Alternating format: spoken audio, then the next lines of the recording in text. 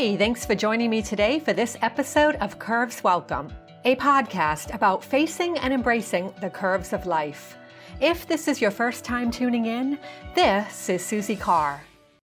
Today on Curves Welcome, I have the pleasure of introducing you to Karen Richard. Karen Richard is a Goldie Award winner for her book, Woman of the Year. She is a labor contract negotiator by day and author by night. She has held numerous jobs in her life, from cook to mail carrier. She is a graduate of the University of Notre Dame Law School, although she won't say what year. As a hint, it was the last year that the Fighting Irish won a national championship in football. She stands firm in the belief that, like the phoenix, the Irish will rise from the ashes and reign as national champions again. She has taken and passed the bar in Michigan, Maryland, and Wisconsin, marking the only 3 times in her life she passed a bar without stopping in for a drink. Welcome to the show, Karen. It is so great to have you here. Really is. Oh, thank you so much for inviting me. I'm so happy to be here with you. It's great to see you, and it's great to be able to make a connection. Absolutely. Karen, we're going to talk today about a subject that you and I talked about in Las Vegas at a Golden Crown Literary Society annual conference. And it was at a time when you probably looked at me and said, "What is wrong, Susie? You look like you've been run over by a truck." And that day I felt so overwhelmed because, and I'm sure I looked like I was run over by a truck at that point, because I had said yes to so many different requests that came up that particular week at the conference to produce this video, that video, let's do this, let's do that. And I said yes to everything. And then I sat there on the last day and I almost cried. I thought, how am I going to do all of this? And you sat me down and you were like, all right, we need to have a conversation. You need to learn how to say no. And that is so important, and a skill, because I think it's a skill that we can all learn. It's a skill that many of us need to understand how to do. And we need to understand why we're saying no to people. Um, you know, After we talked, I wrote a blog post, Karen, and I wrote about this very topic. And somebody had written in the comments, well, that's not really being of service to people if you're saying no to them. Some people need our help. And I said, that's not exactly what this is about. This is about understanding your boundaries and understanding that when you say yes to somebody, you might be saying no to something even more crucial and important to your life. And you taught me that. So yeah, you taught me that. And it's really important that people understand that, yes, it's good to help people. It's good to say yes to certain things. But by saying no, what are you saying yes to? And I think that there's an art and a science to it. So let's get right on into first, let's cue the listeners in to a little bit about yourself. Can you tell us a little bit about yourself? I'm actually a professional no sayer. No, I joke. My day job is as a labor contract negotiator. So I represent management in contract negotiations, and a lot of times negotiations is saying no to something that the other side wants. You can't always give the other side what they want. But I also, because of that day job, I also know that sometimes people are asking for something different than they really want. So a big, huge part of saying no, and I want to just riff for a second off of what your blog post commenter said. Say yes to everything you want to say yes to. I am not here to tell you that it is imperative in your life that you say no to stuff. If you are perfectly happy with the state of your life and the things that you are saying yes to, I want you to open your heart and say yes to as many things as you want to. When you're tired of saying yes, when you feel like you've been run over by a truck, when you don't know how to manage all of the time commitments that you have, that's when this is going to become of value to you. And, you are going to be of greater service to people because you are going to have the energy to fully lean in to the things that you have said yes to. So this is not a lesson in selfishness, Although I do want to also say, selfish is not a bad word. Selfish is a time when we recharge ourselves. If you are feeling like everything in your life is being done for someone else, it's time to be a little selfish. You have to understand what gets you recharged, right? I like to read. I like to, during the pandemic, well, not so much during the pandemic, but when gyms were open back up here in Maryland, I started working out. I've been working out between 3 and 6 times a week for over a year now, for just over a year now. And that is I just love it. I go to the pool and I swim laps. There's no music. I don't have the underwater headphones or anything. I just go and I swim laps, and it's my time to just do something that's good for me, that recharges me and lets me go back out to put my whole heart into all the things that I've said yes to. So the things that people who are listening want to say yes to, I don't want to interfere with that at all. But I want you to come back and listen to this when you are feeling overwhelmed, when you are feeling like there's just not enough time and energy in the day for me to give everything I have to give, everything that I've committed to give. And my best friend Scott always says to me, no is a complete sentence.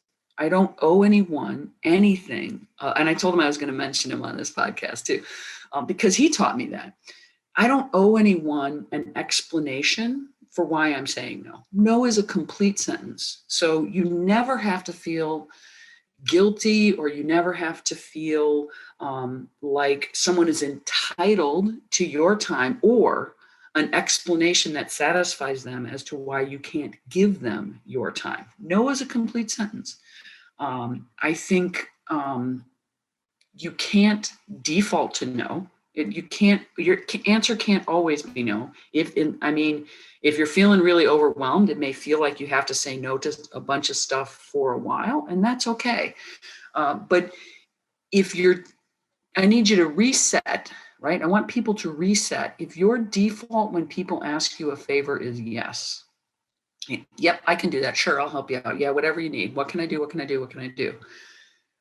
Then you need to change your default, and changing a default yes from a giving person, not unlike you. I mean, one thing that I love about you is you are such a giving person. You give so much to the community. You give so much to the world with your podcast, with your writing. I mean, you are a giving person.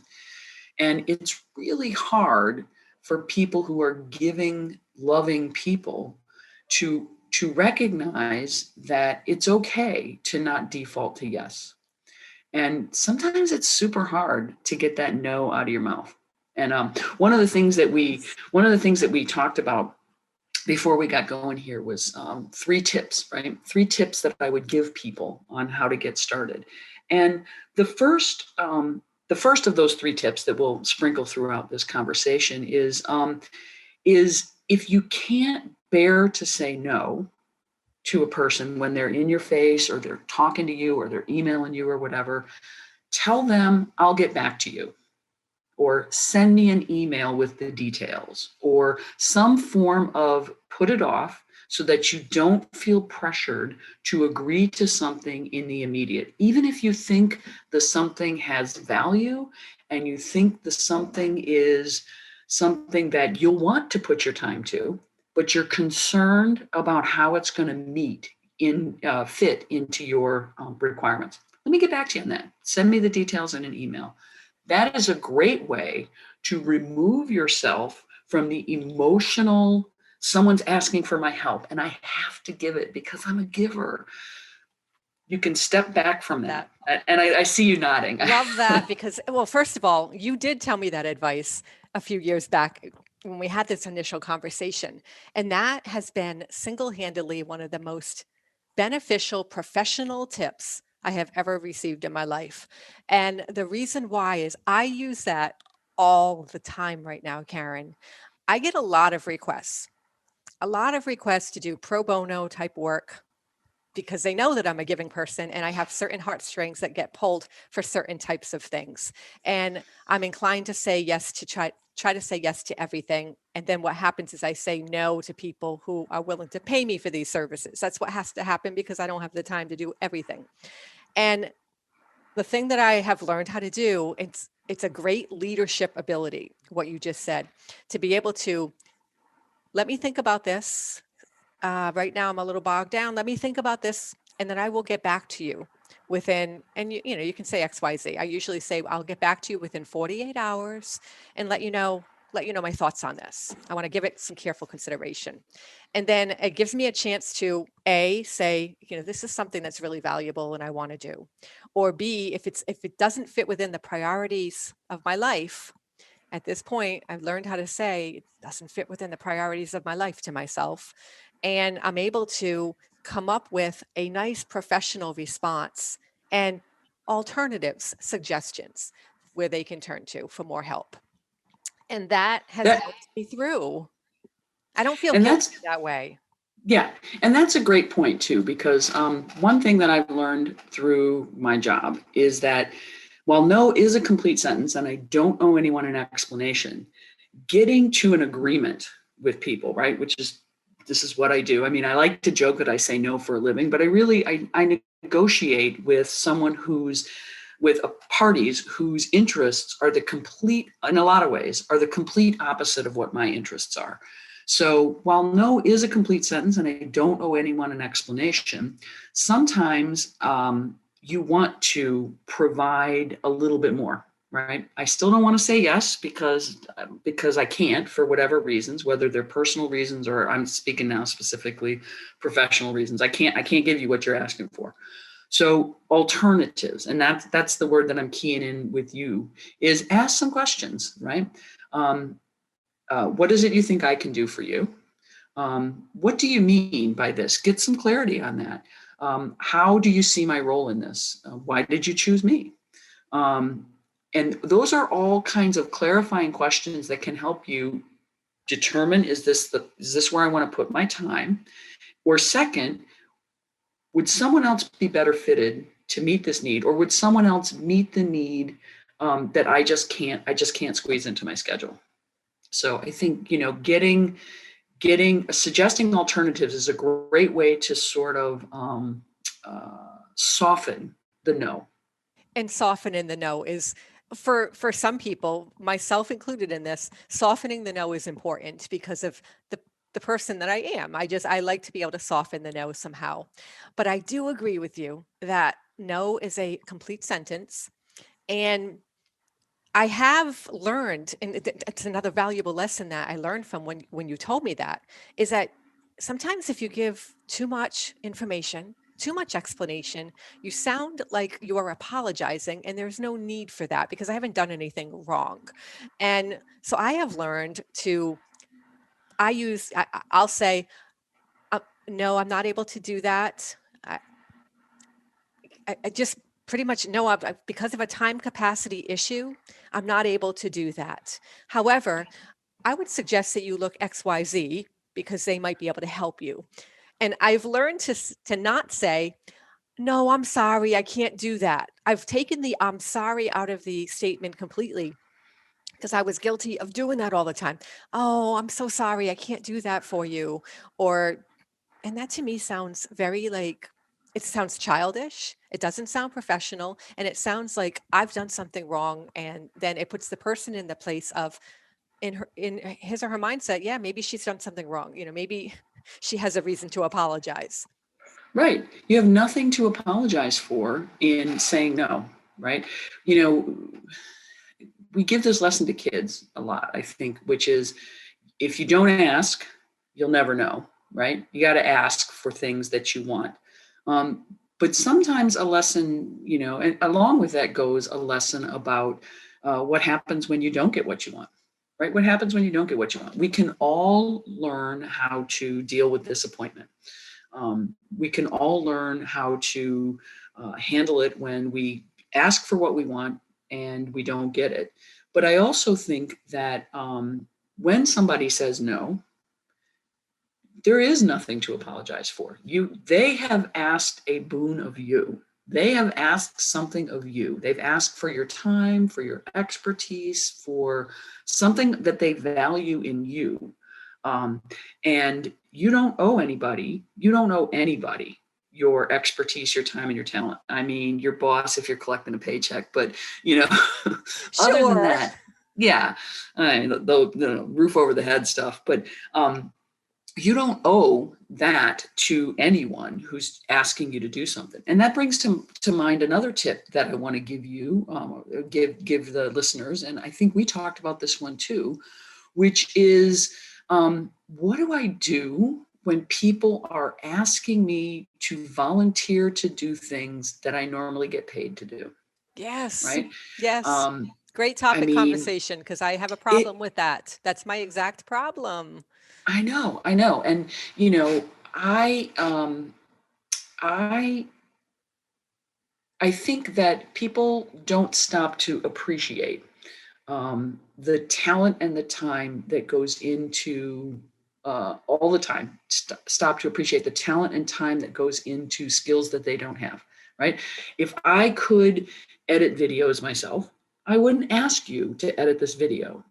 So I know I'm asking you to do something that you have a talent at that I don't. But sometimes the asker doesn't take it that one step further and say to themselves, what did it take for this person to develop that skill? So a good tip for that, when people are asking you to do things that you normally get compensated for, and there's no mention of compensation, a good tip for that is um, why don't I send you my price list if you have a price list? If editing a video costs, I don't know what it costs, but it costs X dollars an hour, then you respond with a professional email or a brochure or a business card if you have one, whatever information you have about how you value these skills. What is your current rate of pay to exercise these valuable skills? And that sometimes pulls people back from thinking you should want to volunteer to do this for me because I'm me. I'm me. And you should love to share this hard-earned expertise with me. But it also reminds you that people pay me to do this. This is not a hobby for me. This is a skill that I've worked for to build a career in. This is a skill that is something important, valued, and valuable. And I value the skill that I earned the hard way, right? So if this is how much I normally charge for this, then let me send you your price list. Sometimes you'll get a bad reaction from people who will be like, well, I thought you could volunteer to do this.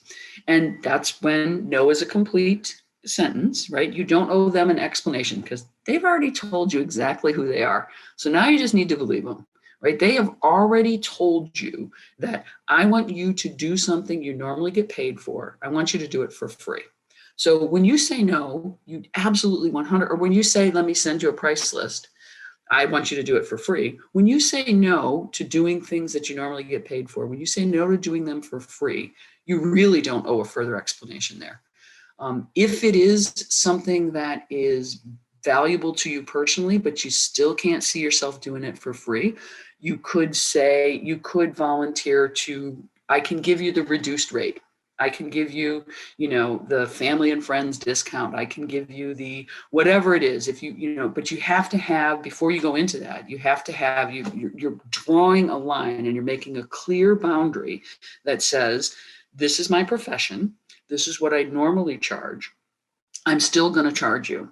It may not be what I normally charge people with deeper pockets, but I have to get some compensation for this. Right. And so one of the things that I remember, this is going back a couple of decades, when I was a hairdresser, right out of high school, I went to hairdressing school and did that professionally for 5 years or so.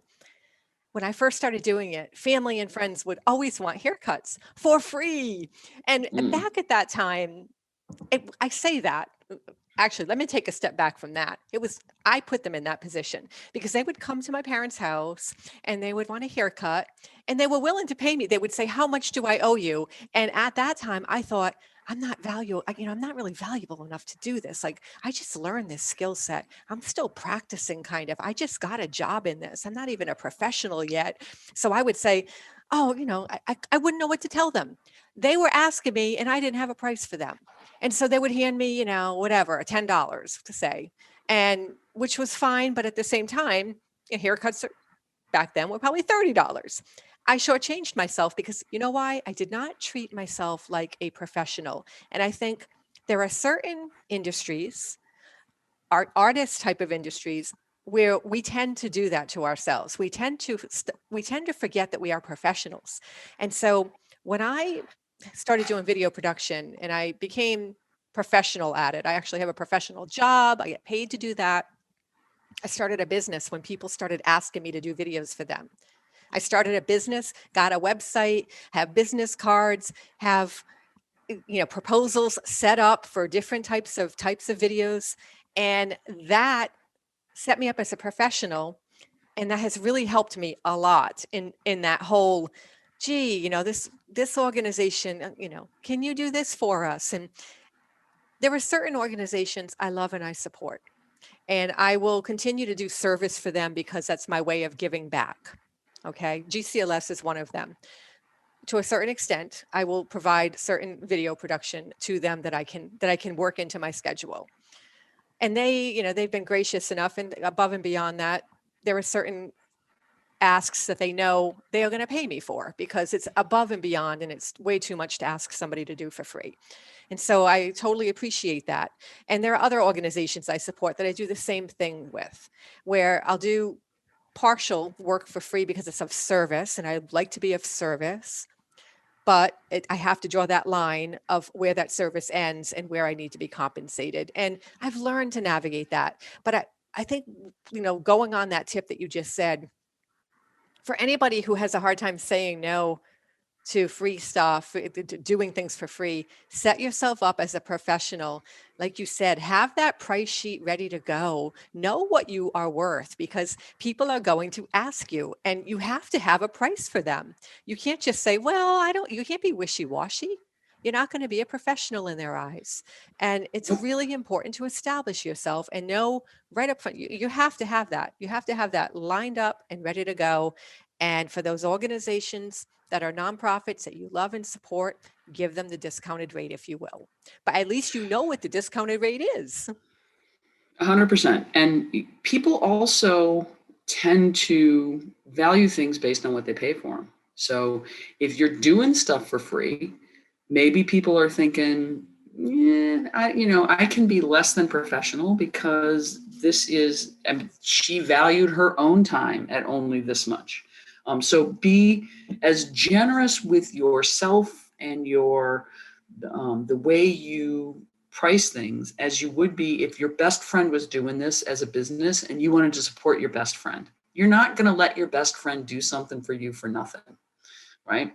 You're going to, when they say, oh, $10, you're going to say, you know what? I paid $30 the last time I got a haircut. So you're getting 30. And, when you get more skilled, maybe you keep me at the $30 range for a while when normally your price would have gone up. But right now, I think your haircut's worth 30 and that's what you're getting. And that's hard. It's hard for people to accept their worth in that way too. And, it's interesting when you talked about artists, especially not getting their worth, because I think about that a lot with books and authors hearing complaints that books are so expensive. Books are so expensive. Who can spend all this money on books? But I want to read your book. I want to read the book that you put your heart and soul into, but I want to read it for free. Okay. I mean, they're not valuing what you put into it. This is why, all the torrent sites or whatever they call them, where they steal your book and then they give it away. Mm-hmm. They steal your book and give it away, oftentimes with a virus attached to it. So I would say buyer beware, but they're not buying anything. So stealer beware may be a better way to put it. But it's okay to give things away. If I, as an author, choose to give something away in a promotion or whatever, that's my choice. And I'm saying I'm going to forego whatever piece of that was coming to me. I mean, if you have a publisher, you have to consider, their piece of it too, because they've invested time and energy into the book. But if I choose to give something away that I've created, that's my choice. That's my choice to value it or devalue it, depending on who or what it's coming, who or what I'm giving it to.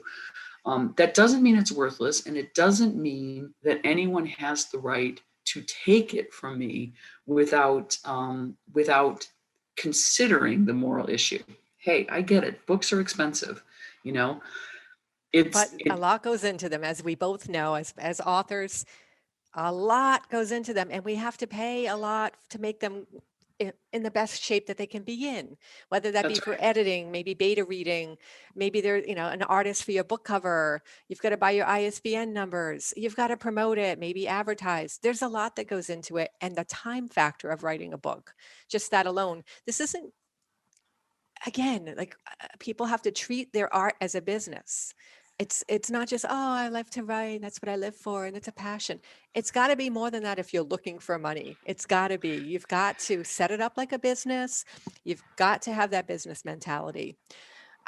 Shifting gears a little bit from the professional setting, I think a lot of people have a hard time with saying no to personal people, like personal friends and family. Like, oh, let's have dinner every single weekend. And and you're like, I don't want to have dinner every single weekend. I need to have some downtime with my own family. And how Yeah. do people feel bad saying no to things like that because they don't want to hurt feelings and things of that sort. So how can someone get themselves in that right state of mind to be able to say no in situations that they don't want to hurt somebody, but they got to listen to their own heart too? Yeah, that it's tough because someone has gone out of their way to ask you to interact with them, and it feels like if I say no to this person's suggestion, I'm rejecting the person, and you're not rejecting the person. I think if you find yourself saying yes to those kinds of social interactions with a lot of people, and then you're frazzled because you don't have the time that you need to do other things, you got to prepare yourself. The next time so and so's number flashes up on the phone, or I run into them at the supermarket where I see them, I have to be ready. I have to be ready for this and practice it. I mean, you can practice this. If it is your partner or your children who are complaining, I don't see you. All right, well, I need you to help me practice saying no. So you be Aunt Betty. And we ran into each other in the grocery store, and Aunt Betty says, can I come over for dinner on Sunday? Right. And you want to, when you're practicing this, you need to ask yourself, before you run into Aunt Betty, you need to ask yourself, does seeing Aunt Betty every week make me happy? If seeing Aunt Betty every week makes you happy, then I want you to say yes. I want you to say yes. I want you to say yes to the things that make you happy. But you're having these thoughts because something about seeing Aunt Betty every week is not jiving up with the rest of your schedule. So if seeing Aunt Betty every week um, causes an issue elsewhere in your life, you've got to say, seeing Aunt Betty's not making me happy. I don't want to hurt her feelings. How can I do this? There's a couple ways you can do this. Can you combine seeing a bunch of people into one? So instead of seeing 5 people 5 different nights of the week, can you get everybody together and have one night a week when you're seeing a bunch of people, right? I was just talking to a friend of mine the other day who said that she's been doing a poker party with her same group of friends, and people have come in and out for 30 years. They have a poker night. One night a month, they have a poker night, and they may not see each other anytime other than that one night a month, but that's what keeps them connected. And that's what's made them be really good friends over the course of 30 years. And good poker And, players. and good poker, yes, and good poker players. Um, so you may have friends from all disparate parts of your life, because there's work me, and there's there's wife me, and there's friend me, and and there's, the gym me. So I know a lot of people from different parts of my life, and I don't know how those people are going to get together. I don't know how it's going to work if I say, we're going to have one dinner where everybody comes. I'm going to invite everyone because, I think maybe it was Ann Landers that said it. You don't decide who comes. You invite anybody you want to be at a place. And then if they decide, oh, I don't want to hang out with those gym rats, or geez, what do you want Aunt Betty? She's so crotchety. They don't have to come. But then you've made the effort to connect. You've made the effort to connect. And now the no is on them. And that's okay. If they say no, they say no. I'm a proponent of saying no. But sometimes you can combine things into one event, and that's going to make things better. And it can be an event where you don't have to be the focus. Let's go to an Orioles game. The stadium's back open again. You know what? Tickets are on sale. We can get cheap seats and drink beer up in the bleachers if that's what we want to do. Well, that's a great idea. Like, And right, then there phenomenal. you go. You got a whole row of people, and you can move around during the game. So you make sure that you talk to everybody, and you just switch. Every time you go get a beer, you come and sit in an extra different seat, and you talk to somebody else. Or, seats in front of each other and behind each other. An activity where it's, yes, you get to catch up, but the focus is also, you don't, I'm not coaching the O's, so I don't have to prepare a single thing. Maybe I should be coaching them the way they've been doing this year, but well, I don't. That's right. We're both from Maryland. I sometimes I forget that we're so close, Yeah. and yet, yeah. Yeah. So, find something that everybody can do, and if you have groups that you're not sure they're going to get along, okay, invite them all and see. And then you can check off some of those, I'm going to call them social responsibilities, which makes it sound like something you have to do. But sometimes that's what it is. Sometimes you really have to force yourself to keep those connections, because you really want to maintain those connections, but there's not enough nights in a week to keep them siloed, if you will. That's a really good point. It's all about finding solutions, and that is a fantastic solution that you had right there. Is grouping things, and chunking them into groups, and at least you're Yep. putting that desire out there that you want to see these people.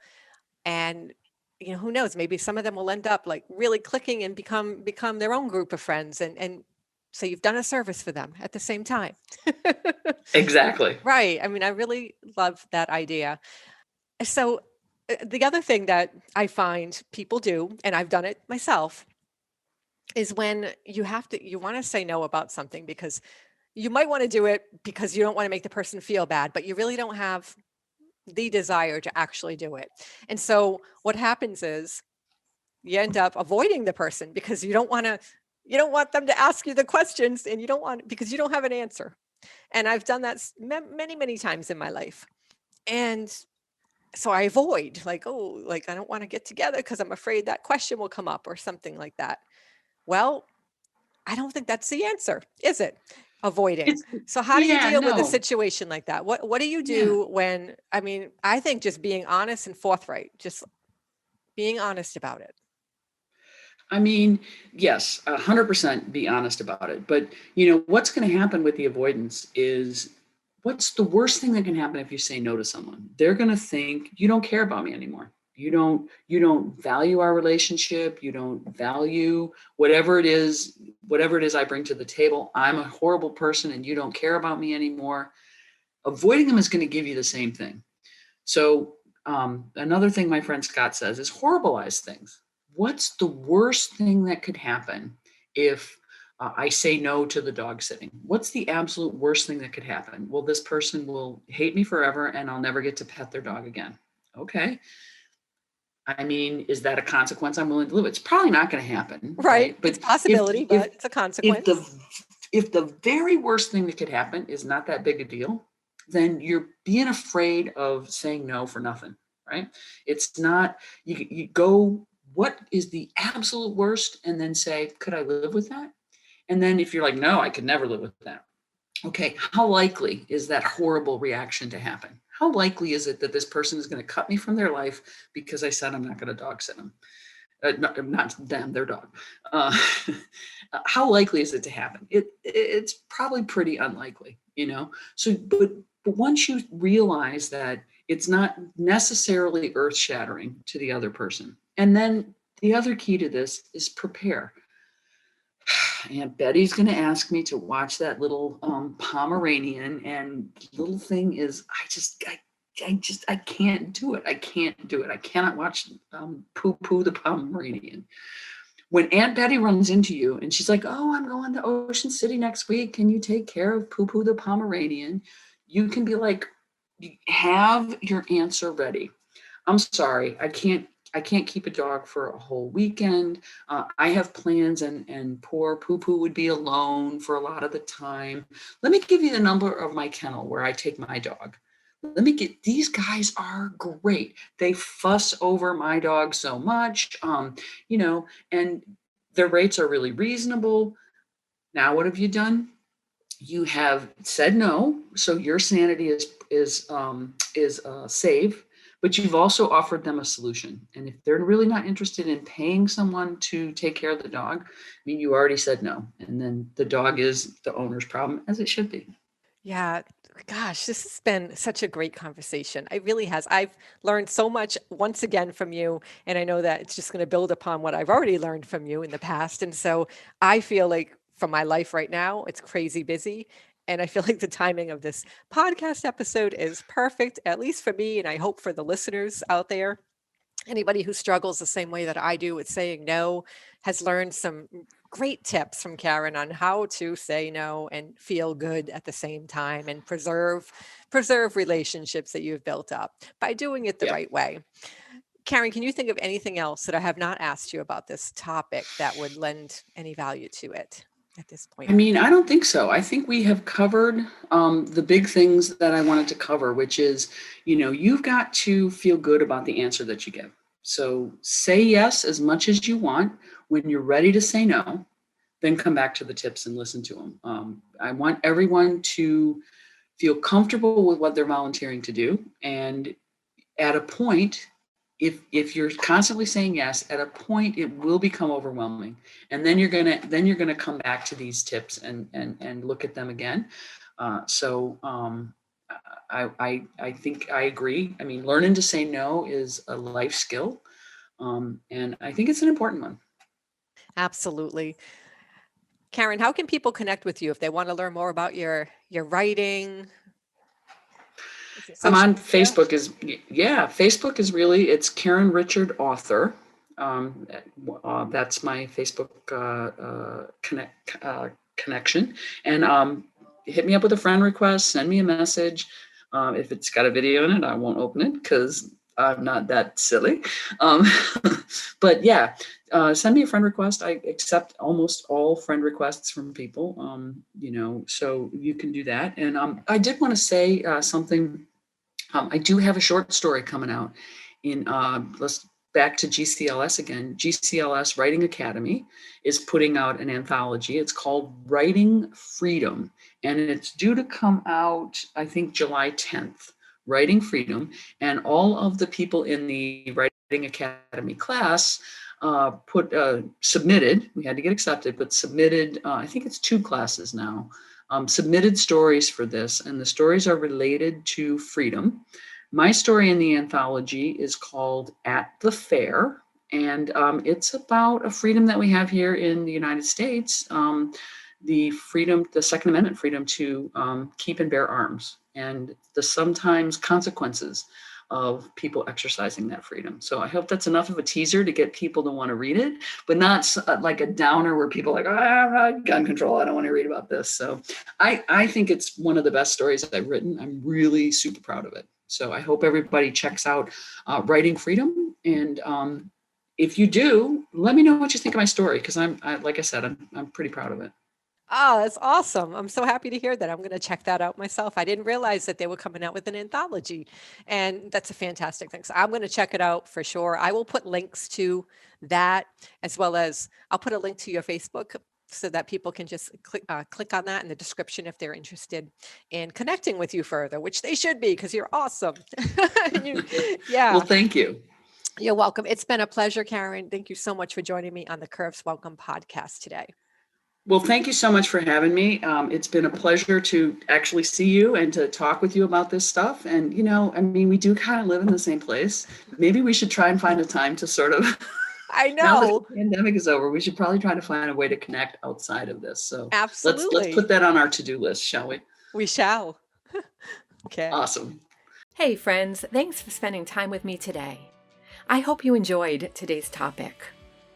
If there is something you'd enjoy exploring in a future podcast, please reach out to me via my website at curveswelcome.com and I'll work it in. While you're there, grab a free story too. It's my way of thanking you for your support of my podcast and romance novels. So thanks for tuning in. Until next time, go out there and continue to learn, grow, and embrace life's curves.